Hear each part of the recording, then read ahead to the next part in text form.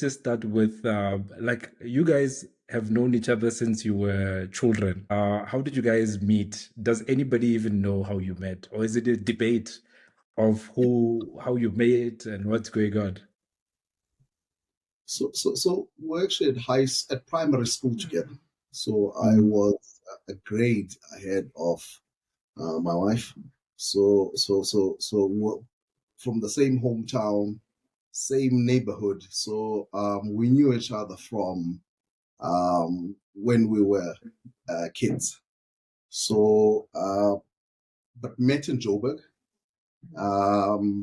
There was a concert at I think it was a Hillsong concert, Dalinche concert.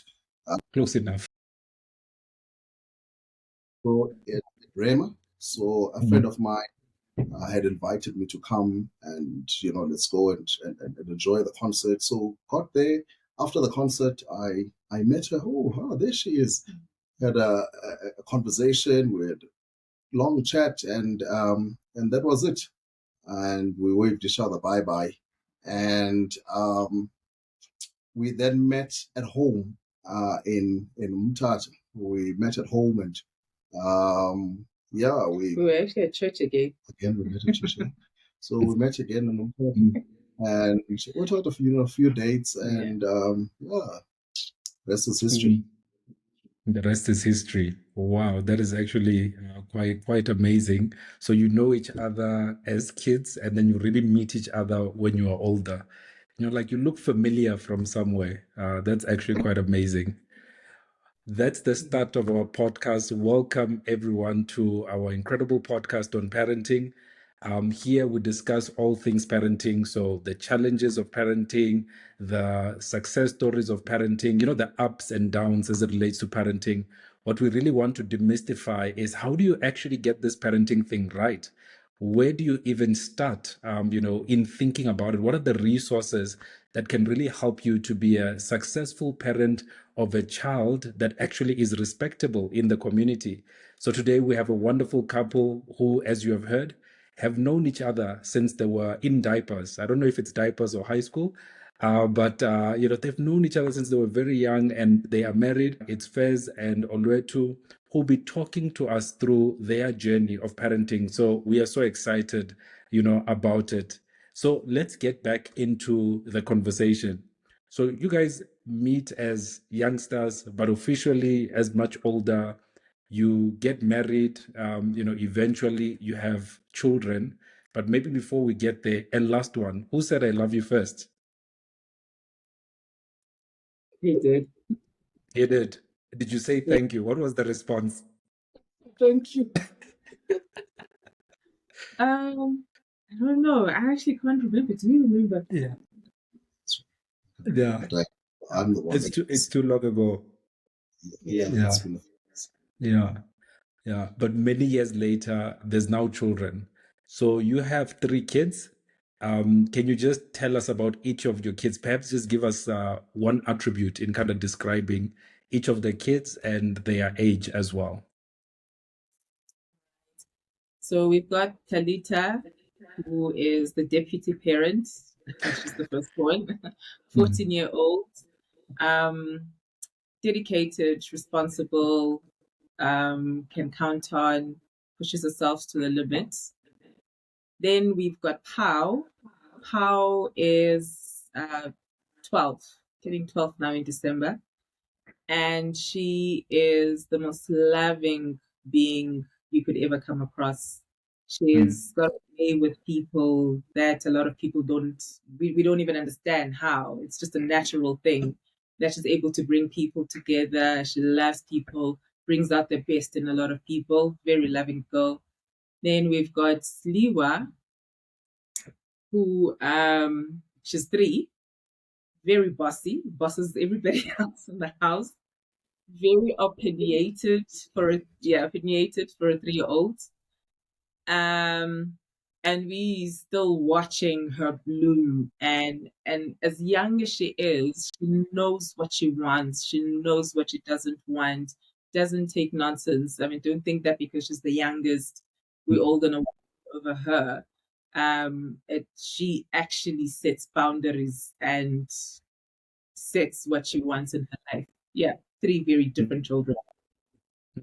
That's really interesting. I think especially the attributes you describe in the older two, are those sort of things that you have influenced in them, or are those kind of like they came out of the package like that? Are those just their natural personalities?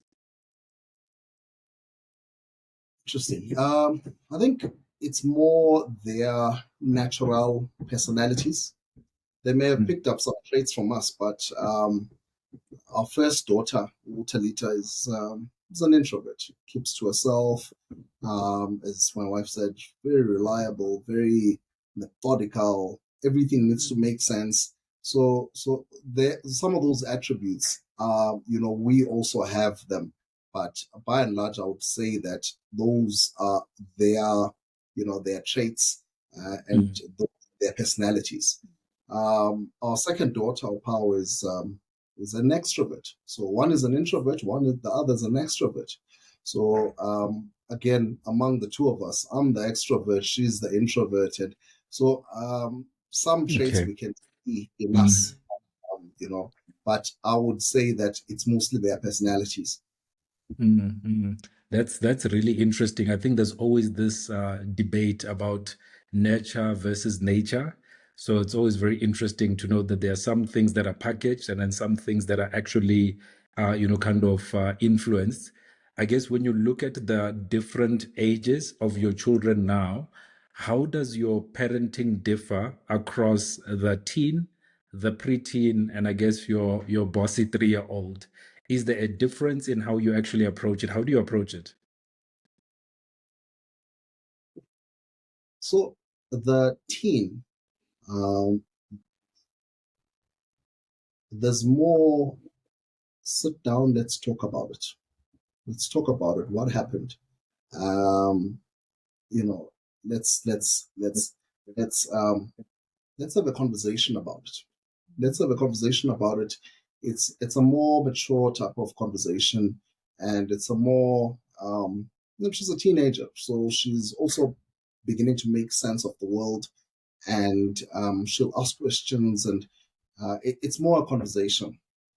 The preteen is also at the cusp of the conversation, but there's more instruction with her because she's a little younger. And the 2 year, the 3-year old, repetition, so that she gets what needs to be done. So the parenting style is completely different. For each one.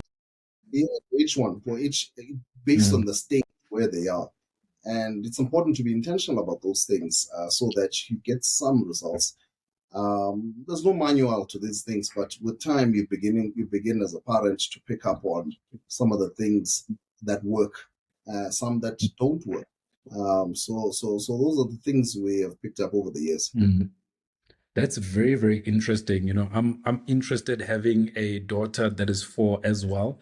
So then it seems that at a certain age, you seem to be suggesting repetition as kind of the primary mode of getting things through to them. And another age, it's about instruction. Do this, do that, and so forth. And in this teen age, it's now about conversation. How do we get this thing to actually make sense to you? Is this kind of how did you discover this pattern? Like, how did you get to this kind of realization? And do you see it as a pattern that you would suggest to me as a parent of a 4-year-old girl to say, at this stage, Ruzane, you should be in the repeating instruction kind of mode? And sometimes it's also difficult, right? Because you repeat the same instruction 10 times and nothing is done. So how do you even sustain the different kind of energy and patience and like all of that that's needed at kind of the different kind of levels and the different styles? Like, how did you get to those 3 styles? I think it's something that just naturally happens. Naturally. I didn't plan for it. But obviously, there's certain conversations that we've been having as we've been, the girls have been growing. You know, you start talking about, oh my gosh, at a certain age, the certain discussions we need to start having. How would we have it, and so on.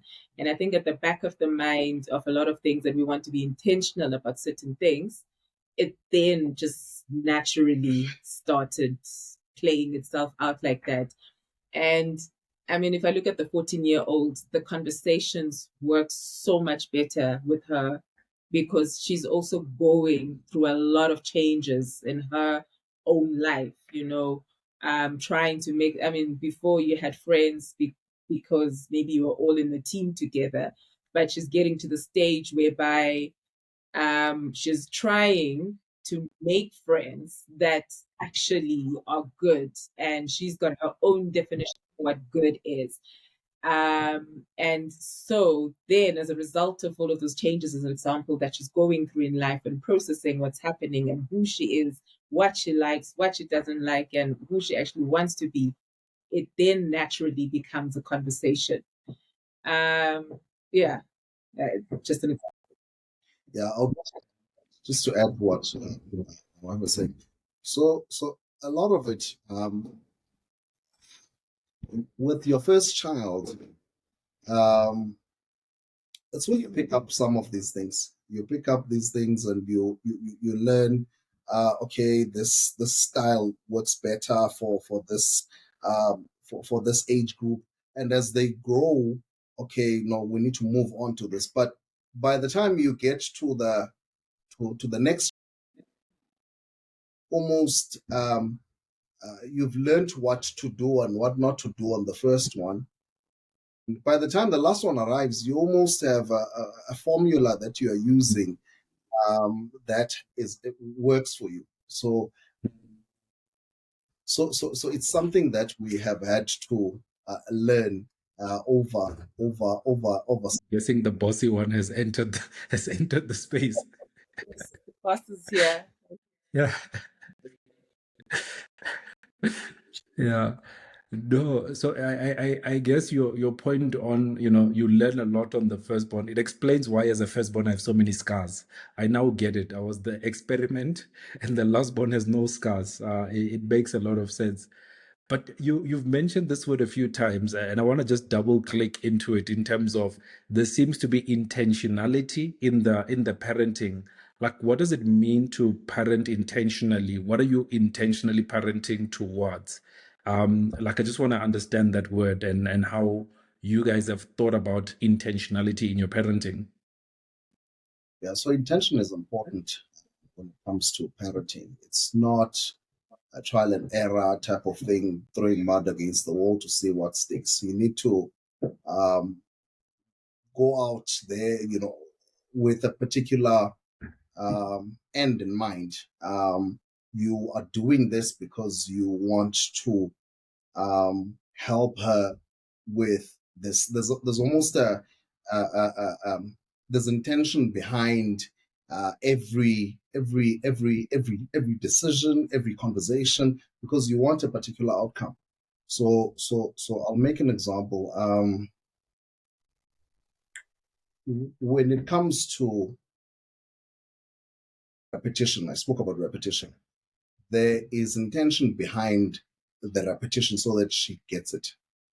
And you may need to repeat it. You said 10 times, 10 times a day, 10 times a day. So, you may even need to repeat it 10 times a day. And it needs bucket loads of patience. So repeating stuff will eventually settle in their minds. So you need to be intentional about just repeating stuff. Try not to raise your voice. We try not to raise our voice, although I'm not so good at that. But there is intention behind it. There's a particular outcome you're looking for. There's a particular behavior that you're looking for. So you're not gonna get that by merely spraying and praying. You need to be intentional about it. Repeat it several times so that you get some of the outcomes you're looking for, particularly for the younger ones. That's very interesting. Is there a broader outcome that you are looking for? I understand in the moments there might be certain outcomes. You want your preteen, your teen to have good friends, as an example. So that's an outcome that you can work towards. Is there a broader outcome that kind of guides you in thinking about it? Like when your young girls today are ladies in the future, like what do you hope for them? You, you're hoping that your child will be a responsible individual. You, they'll be someone who has got a good sense, a good set of values, is someone who will contribute in society, someone who will be a kind and a good person with the right sort of mannerisms, and being brought up in a good way. Being brought up in a good way.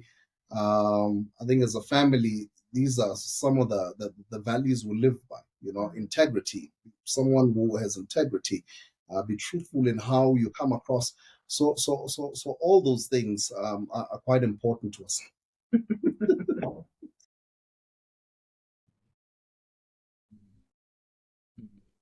And I think maybe just to add on that, what Mr. O is saying, independence is also a good one. They need to know how to navigate life and navigate it without your parents and be comfortable in who you are. And obviously, there's the relationship with Christ that we need to try and nurture in their lives as well. And it's not a matter of following and doing what everybody else in the world is doing. You have a purpose. You were here and born for a certain purpose, and you need to live out that purpose. It's going to be a journey to a place where we discover and we understand what it is in full, and it's not going to happen overnight. But we sort of like want to give them the necessary skills so they are able to continue when we are not able to help them out. Mhm. And that's really really interesting. There's a lot of important things, and I think what I'm also taking away is that then parenting is not just about getting somebody to get to a job. You create this adult that gets to a job, but it feels like there's a lot more about who this adult is in the world, their relationship with God, the values with which they show up in the wherever it is that they're showing up. So it's really quite interesting how what do you press on more, what do you emphasize more, given that you have three girls, that you think that if you had three boys, the emphasis would be different. Does it change anything that it's three girls that you are raising to be these people in future in the world? Does it actually matter, or is it just kesera? I don't even know if kesera is the right thing to use in this case, but yeah, let's use it. Let's pretend it's right. Yeah. Um, I think for us, it shouldn't matter if it's a boy or girl, right? I think at the end of the day, it would still be the same principles that we're trying to enforce and teach the children to have, right? Whether they were boys or girls, they all need to learn to be responsible one day. They all need to learn how to fend for themselves one day. They all need to learn to make an impact and impact other people's lives for the positive. Different things that we want them to be able to do, obviously in their own individual capacities and what they're able to do using their own gifts and talents as well.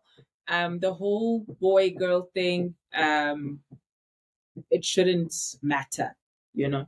And I think especially because in terms of how we run things in our households as well.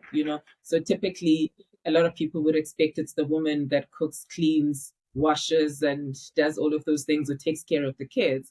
But I mean, with hubby and I, when we got together and we decided we were getting married, we said we would write the narrative for ourselves and it doesn't necessarily need to conform to anything. um, as a basic, on a Saturday morning, I could be lying in bed and sleeping or reading a book or doing whatever I want to do, and hubby's up making breakfast for everybody else in the house. Or he's going into the girls' rooms and being like, girls, we need to clean up. Your rooms are sort of in a state.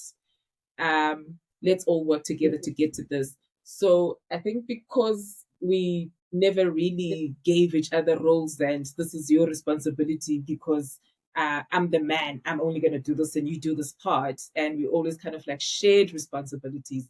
That, I think for us, the way we do things wouldn't change.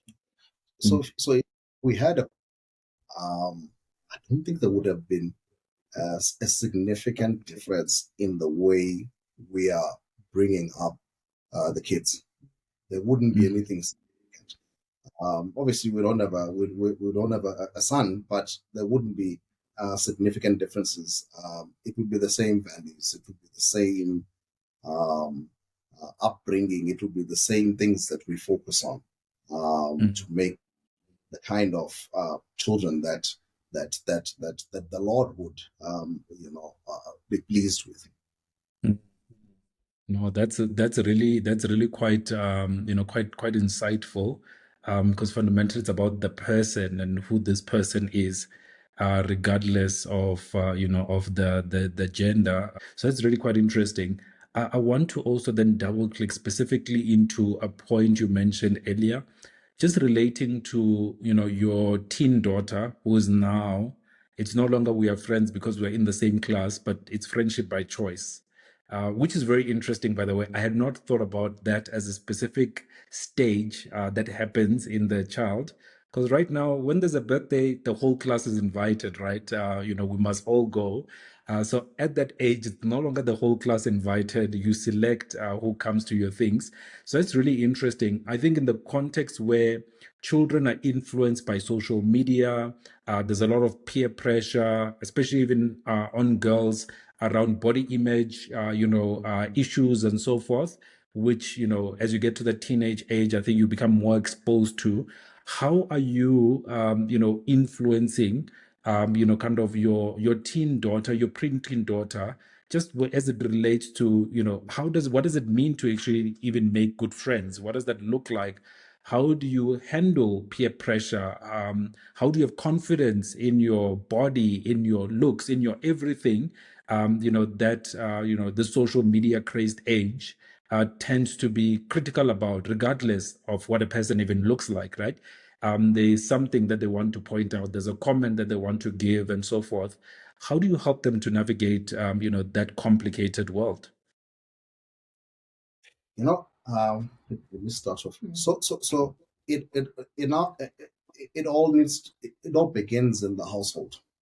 So affirming the kids, affirming them, and reassuring them. Reassuring them. There's a lot of reassurance, a lot of affirmation that we do intentionally as parents. We are quite intentional about that, to tell them how beautiful they are, to tell them how kind they are, to tell them, whenever they, we tend to tell them about these traits, so that their self-esteem can also be built up, and they need to know that they are beautiful. They need to know that they are beautiful. They need to be told by their dad that they're beautiful. They need to be told by their dad that they love. Dad loves them. We live in an age whereby there are others that are gonna be speaking to your kids if in the absence of us, speaking to them. So it needs to kind of start at home. Social media, all of those things, we've also set them down many times and explained the dangers of social media, how you ought to behave, with your phones, what's acceptable, what's not acceptable. Again, repetition, we repeat. Again, instruction. Again, conversations. And it's not a once-off conversation. It's not. Also, it's important not to make it awkward. Try and see how you can introduce it in a casual conversation. Something is happening on TV, laugh about it and introduce a lesson here, a little nugget here, not to make it awkward, to say, come to daddy's office. So now that we can try and make it not awkward, but it's certainly something that we're navigating as parents. Mm-hmm. Mm-hmm. And I think we yes, there's the bit where we tell the children that they're beautiful, but we've also made it intentional that they understand it's about the person you become, more of the heart issues, and who you are, more than your looks and what you look like, right? And what you dress like, and all of those things. Yes, there is a bit that would be there, influenced by what's happening and so on. And but I think, and somehow the kids sort of get it, you know. It doesn't matter what I look like, or it doesn't matter what I look like. The important thing is the parts that are close to the heart that matter the most. And you mentioned something about peer pressure, you know, Mm. um, and concerning my oldest, she's taught me something, that there's actually positive peer pressure.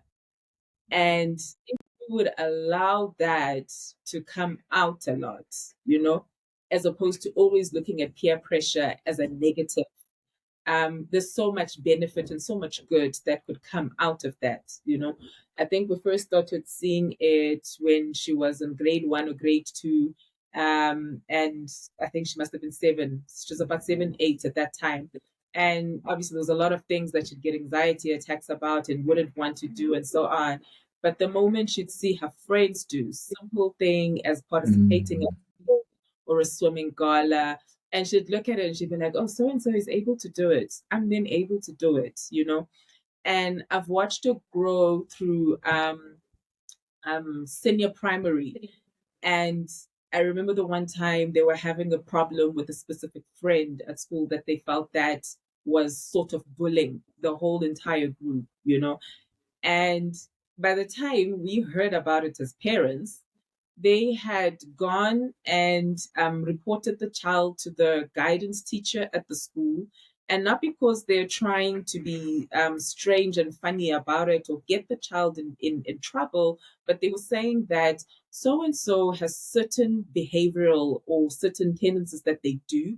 And it's not coming from a healthy place. This person is actually struggling with something. We are not in a position to help out, but maybe let's speak to the guidance teacher, because maybe they'll be able to get her the necessary help that they need, you know? And you kind of like look at this and you're like, oh my gosh, where did you guys get this kind of wisdom from, you know? Mm.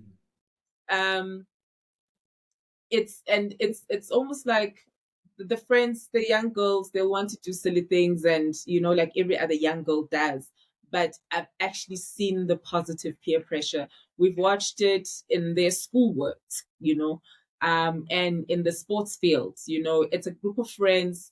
A whole lot of them are actually A students, you know, in the school, get good marks. And what's happened over the years is we've actually watched more people in the friend group coming up to the level where they're actually getting 80s and so on Mm. in this work where they were not there before, or you watch them achieving better and doing so much more in the sports field or in the cultural fields. And so there's actually positive peer pressure that my child has actually talked to me about. Yeah. Mm. Positive peer pressure. Okay. I am learning something as well. So I need this positive peer pressure. This is really interesting. Wow, this has been such an insightful conversation. There are so many nuggets that have come out from this conversation. So it's really quite incredible. I think just in closing, I want to ask you two last questions. The first one is just in reflecting back over the last, 14, 15 years of parenting, what is one mistake that you look back, you're like, Ish, please, guys, don't do this. So you're telling it to me as a newer parent who's earlier in the journey. And then what is one thing that you look back and you're like, sure, we should have done more of that and we need to double down on that. What is one thing when you reflect back on the journey? Patience. You need bucket Patience. loads of patience. Bucket Mm. loads of patience. The moment you run out of patience, it will lead to frustration and it will lead to all sorts of behaviors that are unwanted. So I would say, as a young parent, you need plenty of patience as you navigate Mm. the whole journey of bringing up kids. and just be patient. That's the one thing. Just be patient. Patient, That's a good one. I need that one. but instruction, conversation, patience. And I think, I mean, what he's talking about, where there's times then you've lost your patience or reacted in a certain way, that ability to go as an adult and say, my child, I'm sorry. I Wow. shouldn't have acted in the way that I acted in. And I apologize, asking for that forgiveness. We teach people, it's so easy to say if somebody's wronged you, you need to forgive them or you need to apologize and so on. But as a mom and a dad, when you're able to actually go down and do that, it's really amazing. And I mean, we come from a time, or maybe I'll speak for myself, where adults never apologize to a child. They apologize to what? I'm an adult. I'm always right. But how do you enforce this thing when you yourself cannot recognize your errors and rectify them in the manner in which you are teaching them to do it? A lot of adults today struggle to apologize, struggle to ask for forgiveness, or even struggle to forgive others because you haven't learned to do that. Yeah. That's such an important point. If they don't learn to say I'm sorry in the household, the world is not going to teach that. So important that even to children, we can go and say, my daughter, I made a mistake here and apologize. So really important lessons for them. Wow, wow, wow, wow. I think that's all I can say. Fez, Olwethu, thank you so much for this incredible conversation. I have learned a lot, and I'm sure that those that are listening to our conversation have learned a lot as well. A few things that really stand out for me is that one, when it comes to parenting, it's important to do it with an intention, like have an end goal in mind. Why are you parenting? And in the same way, when you are actually intervening or discipline, be clear on the outcome that you're actually going for. I think that really stood out for me. And I think the other thing that stood out for me is also the journey that you actually don't parent the same way across the years. So approach the younger ones with repetitive instruction, with significant patience, because apparently it's going to be 10 times a day, not just 10 times, right? So that requires a lot of patience. And then as they get older, then it's about instruction. Instruct them in what they actually do need to do. And as they mature even further, it now becomes about conversation, and really opening their hearts to the rationale, the reasoning, and the thinking that's actually there. So I've benefited a lot, and I'm sure those that will listen to our conversation will as well. Thank you so much for pouring into this conversation in the way that you have.